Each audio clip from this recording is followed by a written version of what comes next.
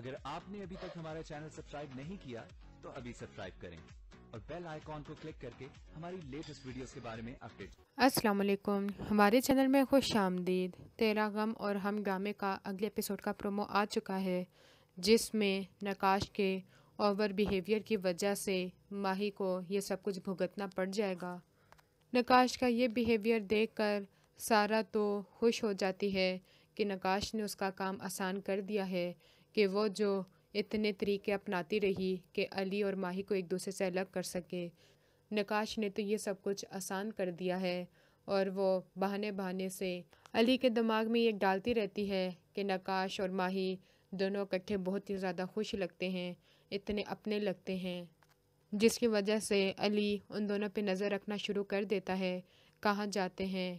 کیا کرتے ہیں۔ لیکن ماہی اس چیز کو سیریس نہیں لیتی، وہ یہی کہتی ہے کہ یہ اتنا شرارتی ہے، جو کچھ بھی منہ میں آتا ہے بول دیتا ہے، اور نہ ہی وہ علی کا بیہیویئر نوٹ کر پاتی ہے کہ وہ یہ چیزیں نوٹ کر رہا ہے،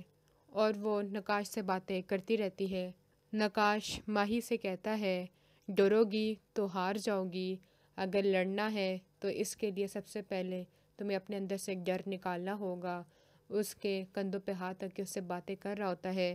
تو سارا ان دونوں کی ویڈیو بنا لیتی ہے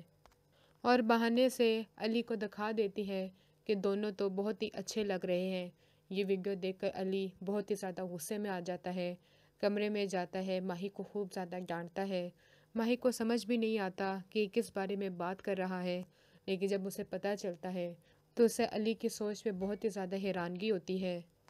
کہ وہ خود بھی جانتا ہے کہ وہ کس طرح کا شخص ہے، لیکن پھر بھی اس نے ایسی سوچ رکھی، اور اس بار تو اس کے اپنے کردار کی بات ہوتی ہے، وہ خود ہی گھر چھوڑ کے چلی جاتی ہے۔ اگلی ویڈیو تک کے لیے اللہ حافظ۔